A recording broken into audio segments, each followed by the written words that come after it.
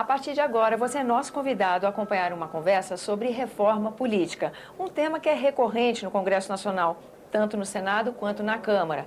Há aqui uma expectativa de que, nos próximos dias, o Senado receba propostas de emenda constitucional que interferem com o tema da reforma política. Nós vamos conversar agora com a senadora Anastasia sobre o assunto. Senador, muito obrigada pela sua presença aqui no nosso programa. Qual é a expectativa do senhor sobre, mais uma vez, a discussão da reforma política estar no centro das atenções aqui na casa? O que o senhor acha que realmente de agora pode vir para a sociedade, né? Muito obrigado, Tânia, pelo convite, participar aqui do seu programa. Quero cumprimentar a todos os telespectadores da TV Senado e dizer que esse é um tema recorrente da história política brasileira. Eu acho que nós brasileiros, desde que temos a democracia, discutimos a reforma política. Terminou a Constituição de 88, logo depois já veio a revisão em 93 e a reforma política já era objeto de discussão. Tanto que ela é chamada a mãe de todas as reformas.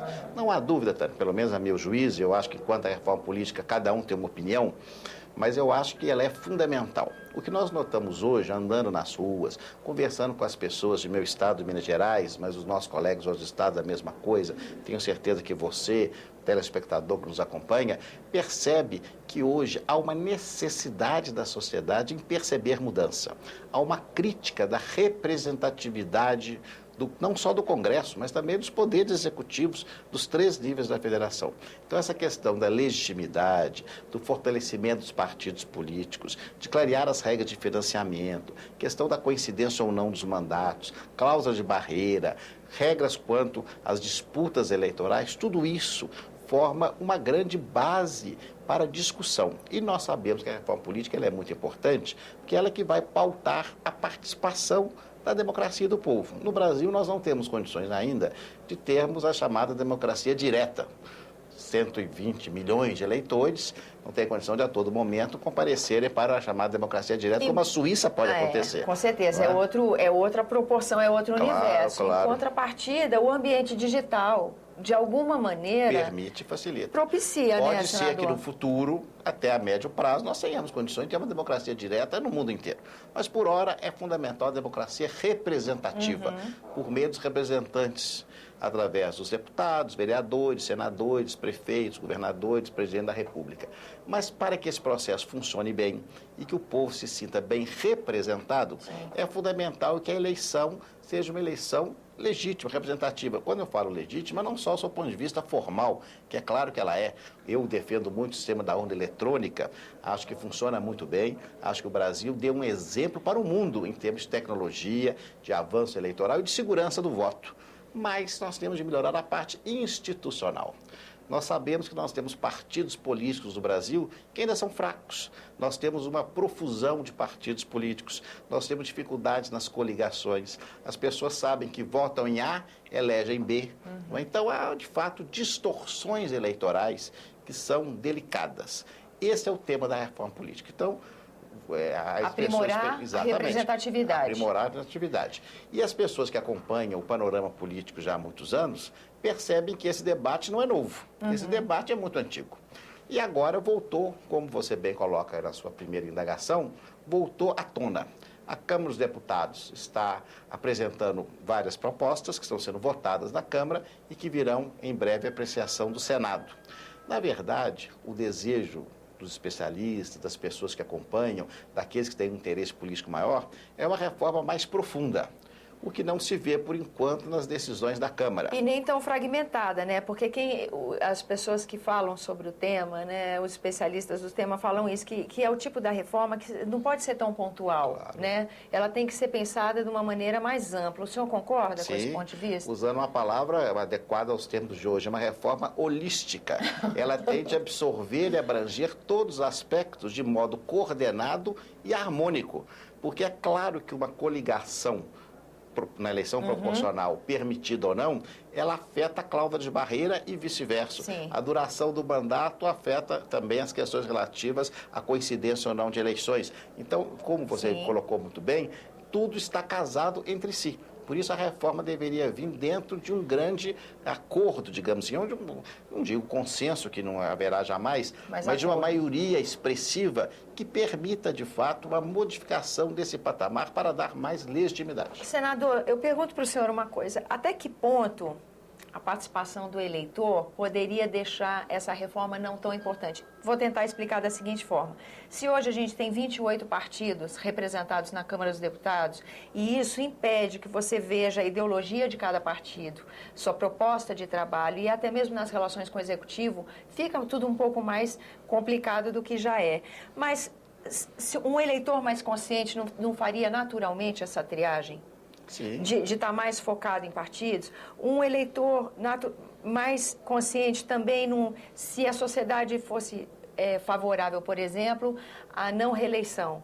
A própria sociedade poderia resolver não reelegendo. É verdade, não é? Verdade, não há dúvida. Até as coligações, se a sociedade reagisse a elas não se identificando com elas, já ficaria inviabilizada uma coligação estranha, como pode ser feito hoje em dia. Até que ponto, não partindo da sociedade, um amadurecimento desse processo cidadão, é eficaz uma reforma?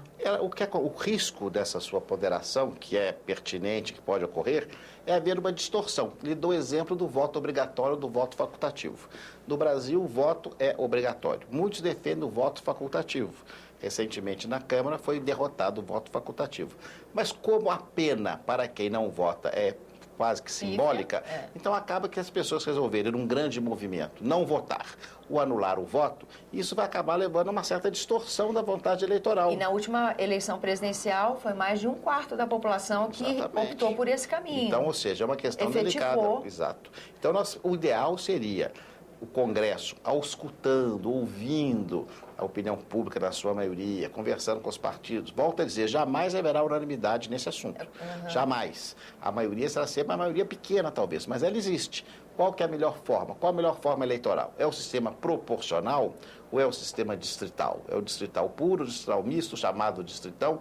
Então, essas pontes colocam, porque o sistema atual, que tem vantagens, que funcionou bem durante muitos anos, ele tem distorções, como nós observamos, porque pode ser que com essas coligações, um candidato de um partido tem 1 milhão de votos e acaba levando consigo outro que tem 3, 2, 4 mil votos. Isso é ruim, porque distorce a representatividade. Discute-se muito também a questão da figura do suplente de senador, se a forma atual é a mais adequada ou não. Várias propostas modificam a figura do suplente. Só que, como você bem colocou, não adianta fazer uma reforma tópica, espartana, separada. Nós temos de dar uma conjugação mais abrangente. Vou lhe dar um exemplo. O senador Regufe, por exemplo, aqui de Brasília, ele tem uma proposta que eu aplaudo de maneira veemente, apresentou nos primeiros dias, que é a vedação de que as pessoas que têm mandato parlamentar exerçam funções do executivo. Porque nós temos um regime no Brasil de separação de poderes. É o regime modelo americano, não é parlamentarista. Então, é uma proposta que eu acho interessante, porque acaba fortalecendo tanto o executivo quanto o próprio Congresso. Até porque, na origem, eu sou parlamentarista, como o meu partido. E é claro que quando chegarmos ao parlamentarismo, aí sim vai modificar. Pergunta boa. Então, eu vou encaixar mais uma pergunta aqui, pensando em parlamentarismo. Depois do advento da Lava Jato e da constatação de que, recentemente, a sociedade brasileira foi vítima tanto de casos graves de corrupção, quanto de ingerência, problemas mesmo de competência administrativa, que vem custando aos cofres públicos, em consequência, a sociedade toda. Nesse ambiente, comentaristas políticos falam, se tivéssemos no parlamentarismo, a condução, a partir da constatação desses problemas, é outra. Aqui no presidencialismo, há todo um rito que é traumático para a sociedade, para a economia, para o país como um todo. Então, no momento em que se fala de reforma política, em nenhum momento se toca em reavaliar com a sociedade a questão do sistema de governo. É verdade. Por que isso? Na realidade, o que aconteceu, Tânia, é que a Constituição Federal de 88 deu a oportunidade do plebiscito. Isso. Em 1993, nós, o povo brasileiro, nós votamos a favor do presidencialismo na sua maioria. Então, ali, teoricamente, nesse atual regime constitucional, sepultou-se o parlamentarismo. Eu, pessoalmente, sou parlamentarista. Eu acho que é possível a volta da discussão. É claro que, se vier a ser adotado, tem de ser através de uma consulta direta à população, evidentemente. Né? Eu acho que não poderia ser adotado tão somente por uma emenda constitucional. Agora, eu acredito que, de fato, onde há parlamentarismo, as crises resolvem de maneira muito mais rápida e com menos sofrimento do que no regime presidencial. Quanto a isso, não há nenhuma dúvida. E é um regime que nós observamos, olhando pelo mundo afora, que se consolida de maneira mais clara, onde os partidos são mais fortes, onde as pessoas se sentem mais representadas. Então, eu, pessoalmente, sou parlamentarista. O Brasil já viveu muitas décadas no regime parlamentarista. As pessoas se esquecem, mas o Império Brasileiro, durante toda a sua existência, era um regime parlamentarista. Governava o presidente do Conselho de Ministros. Tivemos, durante a República, uma experiência que foi um pouco traumática depois da queda do presidente Jânio Quadros, ao tempo do presidente João Goulart, que foi encarada naquele momento como um arremedo de parlamentarismo para tentar superar uma crise institucional muito grave. Então, ficou gravado na imagem do povo brasileiro que o parlamentarismo não funciona bem, mas funciona sim. Eu acho que o regime parlamentar é aquele regime que está num padrão de desenvolvimento mais consentâneo e adequado com o padrão que nós queremos chegar sob o ponto de vista econômico e social. Basta ver as nações da Europa Ocidental. É verdade que os Estados Unidos, que é a nossa grande inspiração, sob o ponto de vista da nossa Constituição, especialmente a primeira republicana, é o regime presidencialista. Mas o regime presidencialista com voto distrital, que é típico do regime parlamentarista. E isso faz diferença, né? Muita diferença, não há dúvida, não há dúvida. Senador, infelizmente o nosso tempo se esgota e o assunto não, então eu encerro essa entrevista ponderando com o senhor, quem sabe a gente não volta uma segunda vez para continuar esse assunto de reforma política? Claro, com muito gosto, até porque, como nós falávamos, é um assunto que rende muito. Rende debates, opiniões e, é claro, rende também boas ideias. É isso mesmo, e boas entrevistas como a do senhor. Muito obrigada pela sua presença, senador. Agradeço também a você que nos acompanha, lembrando que esse é o programa Argumento, que você é nosso convidado a fazer sugestões e críticas ao trabalho da TV Senado. 0800 61 2211, ligação gratuita. E para rever esse e outro dos nossos programas, senado.leg.br/TV. Até a próxima.